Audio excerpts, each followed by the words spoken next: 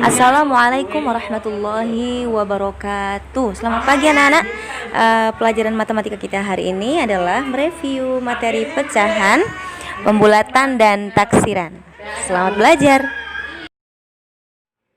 Assalamualaikum warahmatullahi wabarakatuh. Hari ini kembali kita mereview matematika, materi mengubah bentuk pecahan.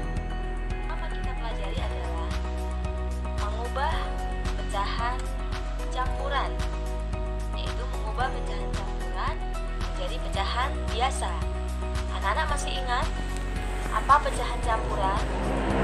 Seperti yang kita bahas kemarin, pecahan campuran itu adalah pecahan yang dituliskan atau pecahan yang bentuknya adalah bilangan bulat dan pecahan. Contohnya seperti angka berikut. Ada bilangan bulat 2 dan bilangan pecahan 5/15. Ada bilangan bulat 2 dan bilangan pecahan 5/15. Ini adalah salah satu bentuk pecahan campuran. Bagaimana pecahan 2 5/15 jika kita ubah menjadi bentuk pecahan biasa? Perhatikan tanda panah berikut. Bilangan bulat 2 dikalikan dengan penyebut, yaitu 15. 2 kali 15 30. Hasil ini 30 ini ditambahkan dengan pembilang, yaitu 5. Maka 30 ditambah 5 hasilnya adalah 35 per 15. Penyebutnya tetap 15. Lalu ulang. Kalikan bilangan bulat dengan penyebut 2 kali 15. Hasilnya 30 ditambahkan dengan pembilang, yaitu 5.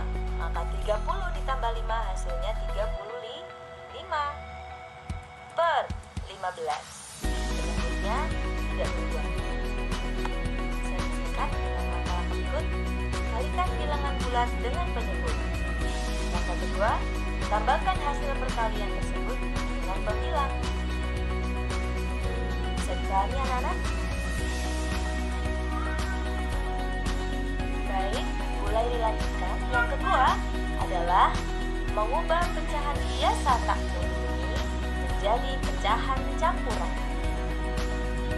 Apa yang dimaksud pecahan biasa tak murni? Kemarin sudah kita bahas bahwa pecahan biasa tak murni adalah apabila pembilang besarnya atau nilainya lebih besar dari penyebut. Pecahan yang nilai pembilangnya lebih besar dari penyebut maka disebut pecahan biasa tak murni. Nah, bagaimana cara mengubah pecahan biasa tak murni menjadi pecahan campuran? Kita perhatikan di kolom langkah dulu anak-anak. Yang pertama, bisa sambil dilihat pecahan di sampingnya. Bu Lali punya pecahan 8/6. Maka langkah untuk mengubahnya menjadi 1/2/6 adalah sebagai berikut. Silakan perhatikan kolom langkah. Pembagian 8 dibagi 6 hasilnya adalah 1 sisa 2. Saya ulangi, 8 dibagi 6 hasilnya adalah 1 sisa 2.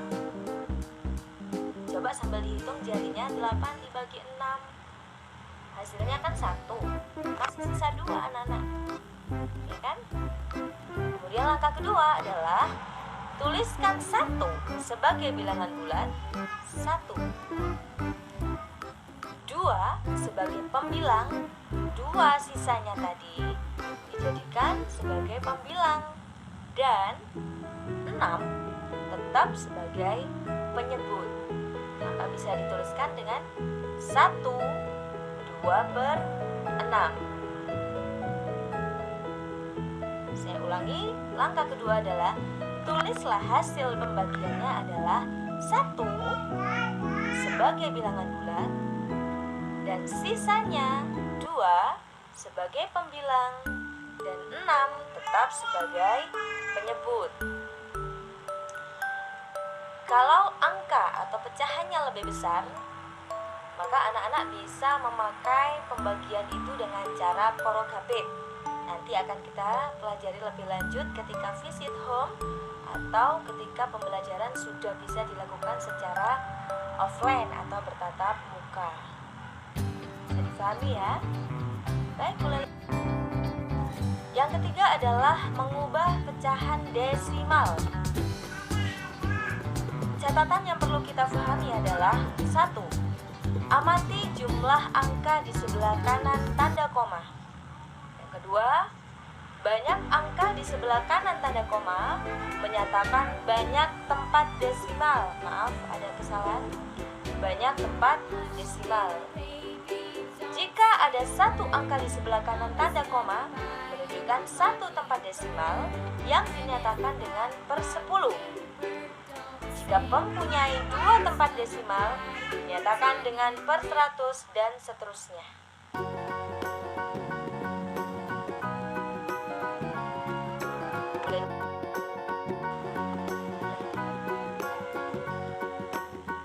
Angka 2,5. Perhatikan angka di sebelah kanan tanda koma. Ini menyatakan jumlah tempat desimal, ya. Ada satu angka di sebelah kanan tanda koma mempunyai satu tempat desimal. Perhatikan 2,5, ada satu angka di sebelah kanan tanda koma, itu artinya mempunyai satu tempat desimal. Bisa dinyatakan dengan per 10. Maka langkah mengubahnya menjadi pecahan biasa adalah 1. Tulis angka 25 sebagai pembilang. 2. Hilangkan tanda koma. Tulis per 10 sebagai penggantinya atau pengganti koma atau pengganti satu tempat desimal. Maka bisa ditulis dalam bentuk 2,5 sama dengan 25 per 10. Bisa difahami anak-anak? Baik, mulai ulang dari atas ya. Bu Lali punya angka desimal 2,5. Perhatikan angka di sebelah kanan tanda koma anak-anak. Bilangan 2,5 mempunyai satu angka di sebelah kanan tanda koma.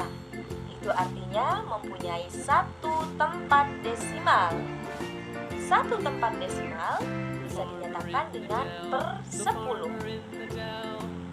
Maka langkah selanjutnya untuk mengubah menjadi pecahan biasa adalah tulis angka 25 sebagai pembilang, hilangkan tanda koma, tulis per 10 sebagai penggantinya atau pengganti satu tempat desimal.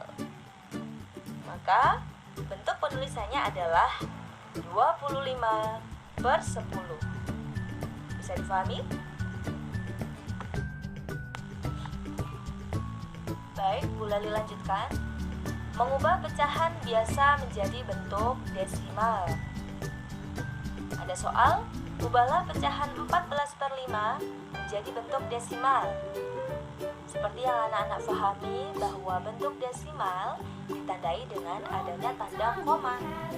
Maka bagaimana cara kita mengubah 14/5 menjadi bentuk desimal? Perhatikan. Bu Lali punya pecahan 14/5. Langkah pertama adalah ubahlah penyebut menjadi bernilai 10, 100, 1000 dan seterusnya. Karena 14/5 penyebut 5 kita ubah menjadi nilai 10 saja. Maka langkah kedua, kalikan 5 dengan angka 2 sehingga bisa bernilai 10. Maka 5 kali 2 hasilnya 10. Langkah ketiga, kalikan pembilang dengan bilangan yang mengalihkan penyebut. Jika penyebut dikalikan 2, maka otomatis pembilangnya juga harus dikalikan 2. Maka hasilnya adalah 28 per 10. 28/10 ubahlah menjadi bentuk desimal sesuai dengan jumlah tempat desimalnya.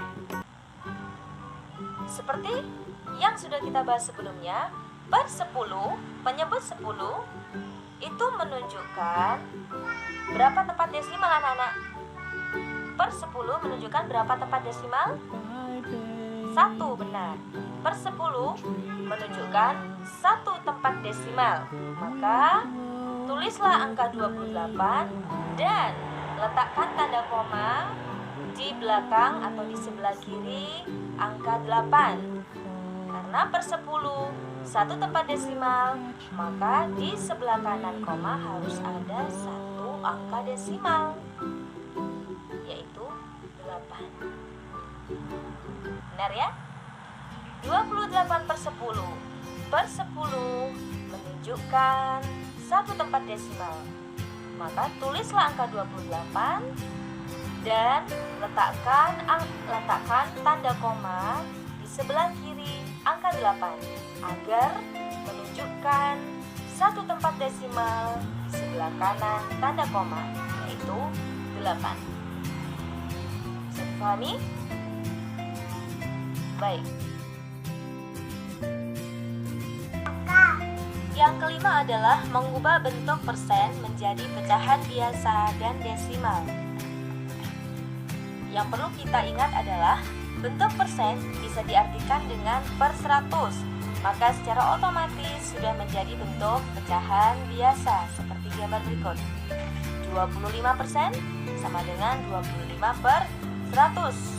Jadi sudah dalam bentuk pecahan biasa ini yang 25/100.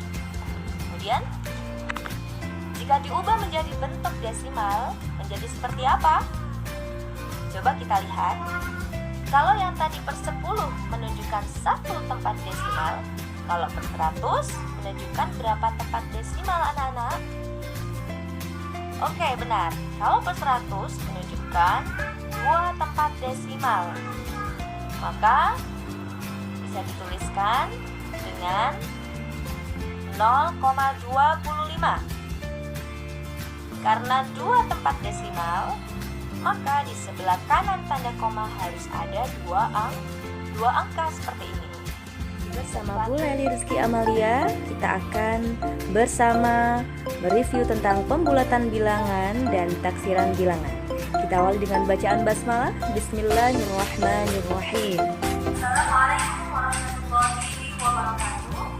Selamat pagi anak-anak. Bertemu lagi dengan Bu Leli. Hari ini kita akan belajar matematika adalah tema taksiran. Taksiran kita bisa artikan perkiraan. Sebelum kita bahas lebih lanjut tentang materi taksiran, kita harus mengetahui nilai tempat bilangan.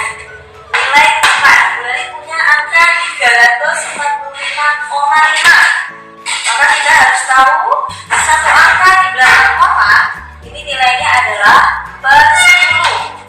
Kemudian yang ini 5 adalah nilai tempatnya adalah satuan. Kemudian 4 nilai tempatnya adalah puluhan, dan 3 nilai tempatnya adalah ratusan. Baik anak-anak, mulai lanjutkan. Yang pertama kita pelajari adalah pembulatan bilangan.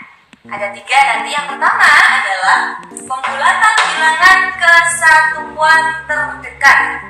Pembulatan bilangan ke satuan terdekat. Maka nanti angka yang akan berubah atau tetap adalah angka yang menempati nilai satuan. Bagaimana cara kita mengubahnya?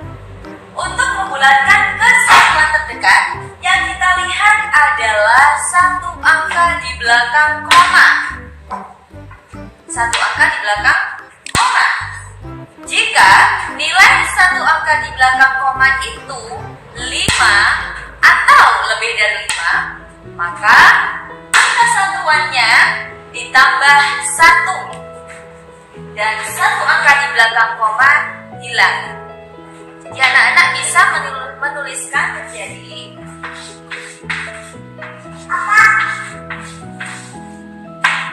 345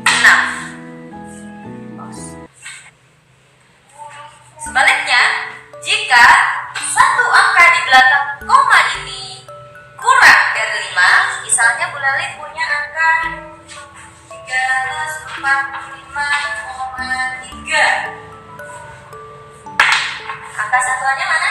Ini angka satuan.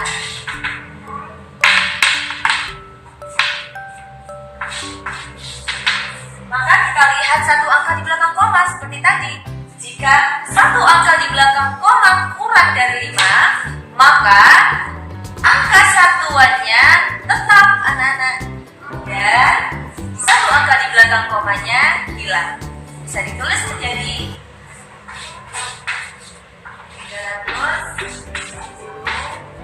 375. Bisa dipahami?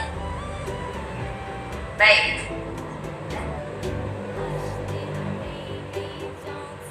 Baik, mulai dilanjutkan. Selanjutnya adalah pembulatan bilangan ke puluhan terdekat. Nah, kalau ke puluhan terdekat, maka yang kita perhatikan adalah nilai tempat satuan. Di angka 345 ini yang menempati nilai satuan mana anak-anak? Angka 5. Betul, 5. Nah, nanti angka yang berubah adalah nilai tempat puluhan. Nilai 4 ini yang akan berubah menjadi lebih besar atau tetap. Maka kita lihat posisi yang di satuan. Jika angka satuannya 5 atau lebih dari 5, maka angka puluhan 4 ditambah 1 dan nilai tempat satuan menjadi 0. Bisa dituliskan menjadi 350. Ulang ulang. Mengubah bilangan ke puluhan terdekat, membulatkan bilangan ke puluhan terdekat, yang kita lihat adalah angka satuan. Jika angka satuan nilainya 5 atau lebih dari 5, maka angka yang menempati nilai puluhan ditambah 1 menjadi 5 dan angka satuannya menjadi 0. Oke? Sebaliknya, jika angka satuannya kurang dari 5, maka angka puluhannya tetap menjadi 300 dan angka satuannya menjadi 0. Bisa dipahami? Selanjutnya adalah pembulatan bilangan ke ratusan terdekat. Pembulatan bilangan ke ratusan terdekat. Maka yang kita lihat adalah angka yang bernilai tempat di bawah ratusan. Jadi angka apa di bawah ratusan? Angka puluhan. Jika Bulali memiliki angka bilangan 345, Bulali akan ubah ke ratusan terdekat. Maka yang harus dilihat adalah nilai tempat puluhan. Di sini adalah angka 4. Ya. Jika kurang dari 5, maka angka ratusan tetap dan dua angka di belakangnya menjadi 0. Bisa dituliskan menjadi 300.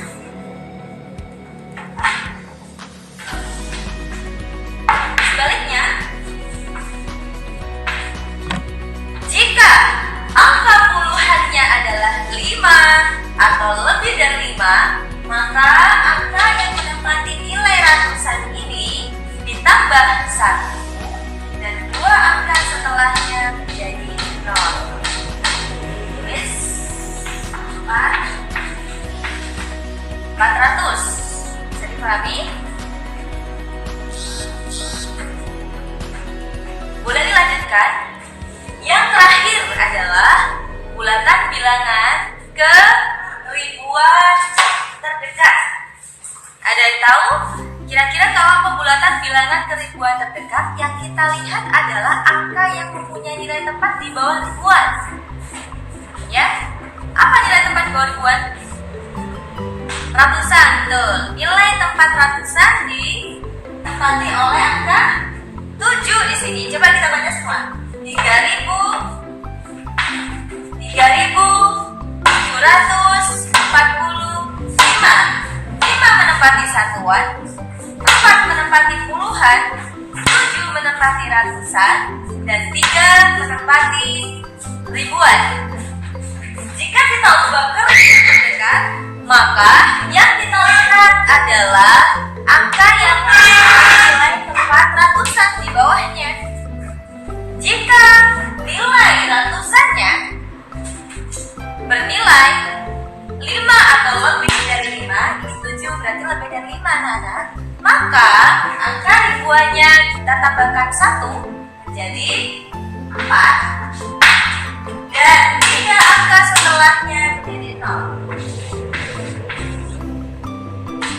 Sebaliknya, jika nilai ratusannya kurang dari 5, maka nilai tempat ribuannya tetap angkanya tidak perlu ditambahkan 1, sehingga bisa kita tulis menjadi seperti ini anak-anak.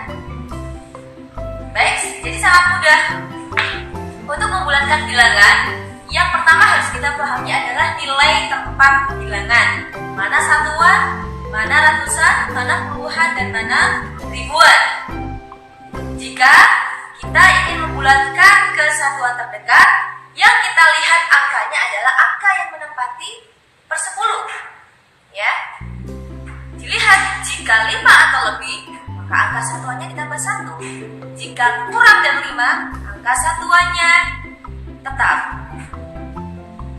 Sebaliknya, jika diubah ke puluhan terdekat, yang kita lihat adalah angka di tempat satuan. Ya. Jika ingin membulatkan ke ratusan terdekat, maka yang kita lihat juga posisi yang di bawahnya ratusan apa? Puluhan. Dan jika kita membulatkan ke ribuan, yang kita lihat adalah nilai yang posisi nilai tempatnya di bawah ribuan apa? Ratusan. Dengan konsep apabila kurang dari 5 atau apabila 5 atau lebih dari 5, maka angka yang kita mau bulatkan itu ditambah 1. Dan jika kurang dari 5, maka angka yang mau kita bulatkan itu tetap, tidak perlu kita tambah 1. Baik anak-anak, demikian penjelasan Bu Lali. Terima kasih, semoga anak-anak bisa memahami. Dan selanjutnya adalah Taksiran bilangan. Ada yang masih ingat kemarin taksiran artinya apa? Betul, taksiran artinya perkiraan atau kira-kira.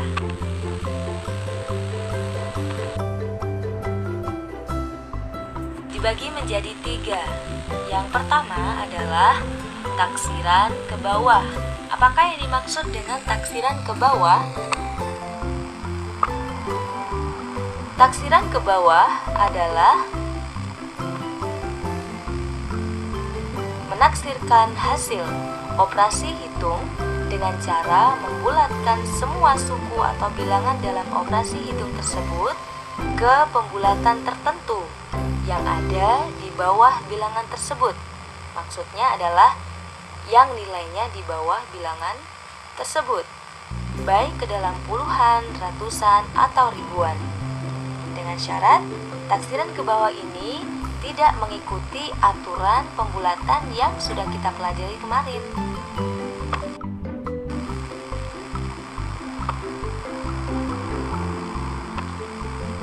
Bu Lali punya operasi hitung 56 ditambah 73. Kita lihat tanda panah garis panah yang di angka 56. Bilangan 56, taksiran ke bawah adalah kita bulatkan ke bawah sehingga 56 menjadi 50. Kemudian ditambah 73 kita bulatkan ke bawah menjadi 70 sehingga hasilnya adalah 120. Bisa difahami anak-anak?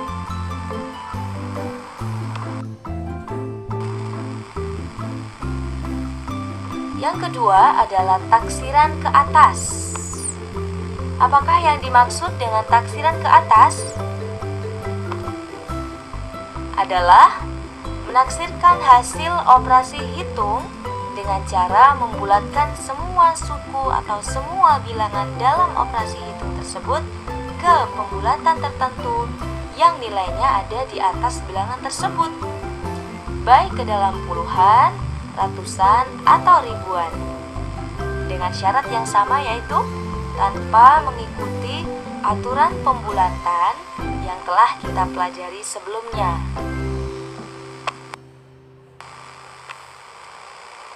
Perhatikan contoh berikut.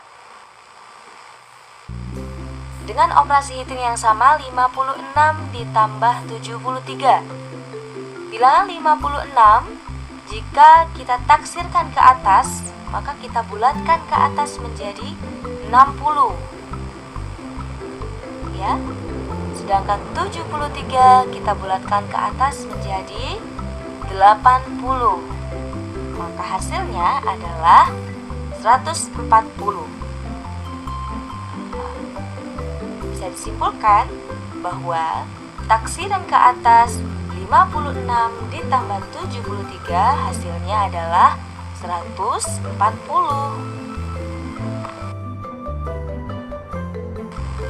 Selanjutnya, yang ketiga adalah taksiran terbaik. Apakah yang dimaksud taksiran terbaik? Yaitu dilakukan dengan cara membulatkan bilangan-bilangan dalam operasi hitung menurut aturan pembulatan seperti yang kita pelajari sebelumnya.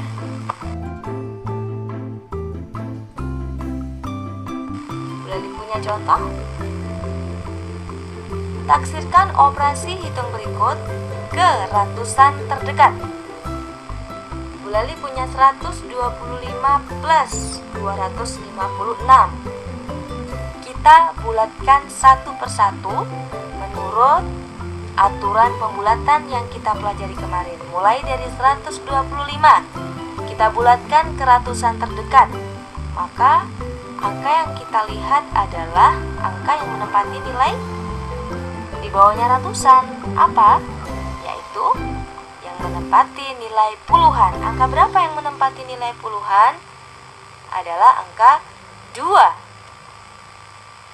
Karena angka 2 kurang dari 5 atau karena angka yang menempati nilai puluhan kurang dari 5, maka angka yang menempati nilai ratusan tetap dan 2 angka setelahnya berubah menjadi 0, sehingga 125 dibulatkan menjadi 100. Kemudian bilangan 256. Kita lihat angka yang menempati nilai puluhan. Angka berapa? 5, betul. Karena angka yang menempati nilai puluhan bernilai 5, maka angka yang menempati nilai ratusan ditambahkan 1 dan 2 angka setelahnya menjadi 0. Maka bisa ditulis jadi 300. 256 dibulatkan menjadi 300. Saya ulangi. 125 ditambah 256 dibulatkan ke ratusan terdekat menjadi 100 ditambah 300, hasilnya 400. Maka bisa disimpulkan taksiran operasi hitung ke ratusan terdekat berikut ini adalah 400. Baik, bisa dipahami ya?